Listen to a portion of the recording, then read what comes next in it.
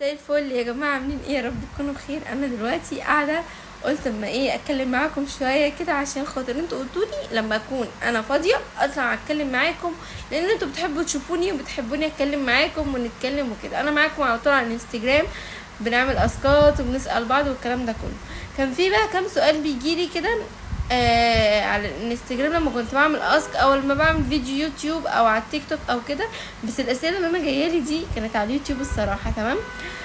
كنتوا بتسالوني شويه اسئله كده، انا جمعتها لكم وهرد عليها دلوقتي. تمام.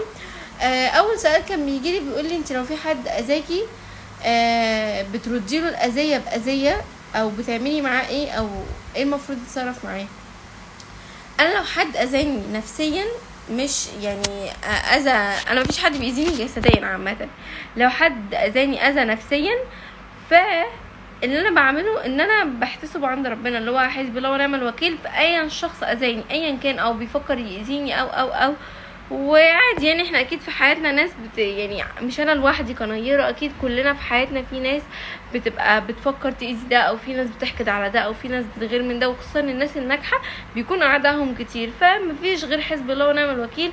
ربنا بيرد علينا وبيقول لنا وعزتي وجلالي، يعني ايه هيرد لنا حقنا كده، بس انا مش عارفه اجيبها الصراحه. ماشي. فهي دي اللي انا بعملها، انما غير كده انا لا بفكر ان انا مثلا اذي حد او كده. ودي المفروض كلنا نعمله، ان احنا ما نبقاش بنفكر ان احنا مثلا عشان بنكره فلان او فلان ده احنا مش بنحبه او بيأذينا او ان احنا نفكر ان احنا ازاي نأذيه، ازاي ما نسيبوش مرتاح، نعمله مثلا مكيده، نوقعه في شر اعمال. الحاجات دي كلها لا، هو ربنا بيبين حقيقته لوحدها، بيخليه هو نفسه يقع في شر اعماله. انما احنا قاعدين بعيد بنتفرج اللهم لا شماتة، احنا ما بنشمتش في حد. دي اول حاجه. تاني سؤال بقى هجيبه وارد عليكم. او في حد تاني كان بيقول لي انت عمرك كرهتي ناس من السوشيال ميديا؟ الصراحه يا جماعه انا مش بكره الناس نفسها. يعني مثلا في ناس بتعمل محتوى انا مش بحبه، يعني حاجات كده بحس ان انا مقفوله بتفرج عليهم، مش بحب محتوى. انما هم ناس في المستوى الشخصي لا، هم بيبقوا ناس حلوه وناس كويسه، بس انا ممكن اكون ما تعاملتش معاهم. يعني في ناس تعاملت معاها بس ما بحبش محتواها، وفي ناس يعني في المحتوى نفسه فاهميني. انما ده بالنسبه للسوشيال ميديا، انما على المستوى الشخصي فلا. لا يعني ما بكرهش حد على المستوى الشخصي، لان ما فيش حد بيكره حد لله. يعني انا بكره المحتوى، انما الشخص نفسه لا. وفي ناس على فكره انا بكره محتواه، بس هم يعني صحابي او في ما بيننا معرفه او اصدقاء او كده يعني. انما على السوشيال ميديا لا، ما فيش كده، انتوا فاهمين يعني. حد تاني بيقول لي هل ممكن تسامح شخص كان قريب ليك واخفى ماضي، كان ليه ماضي وحش يعني واخفاه عليا؟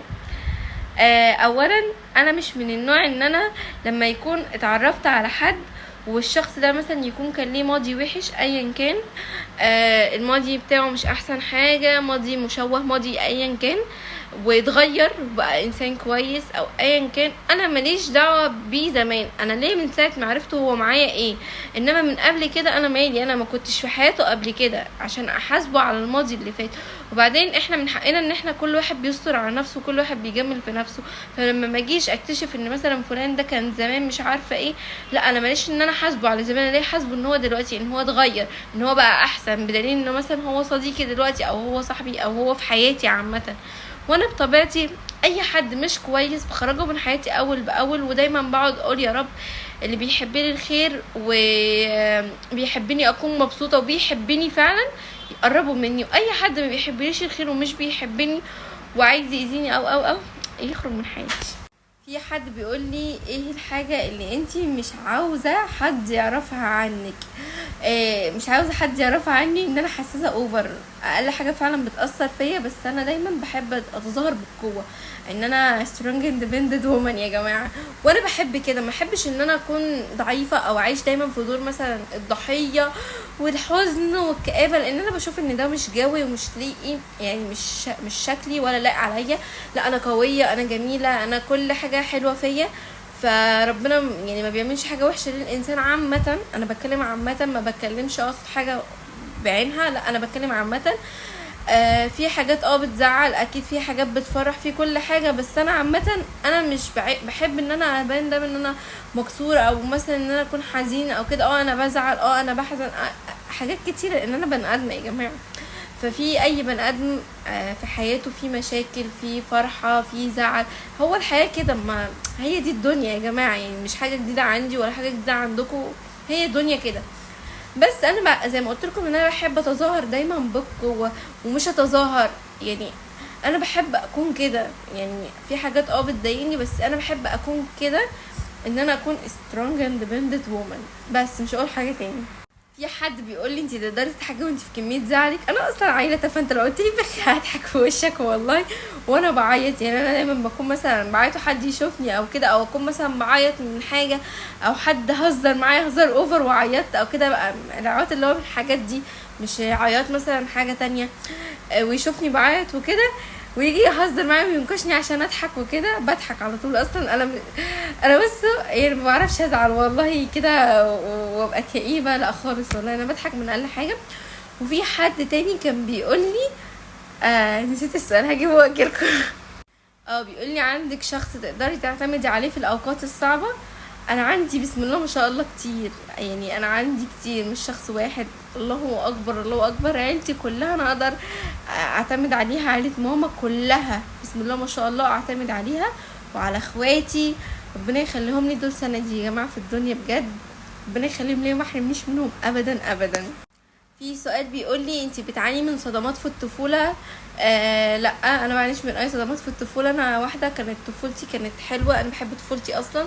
ماما الله يرحمها ما كانتش من النوع الامهات اللي هي العنيفه، او الام اللي هي مثلا لما انا اغلط او اعمل حاجه ان هي كانت تضربني او كانت عنيفه، او مثلا هي كانت بتفرق بيني وبين اخواتي، او الحاجات اللي احنا بنشوفها دي خالص. ماما الله يرحمها ما كانتش كده.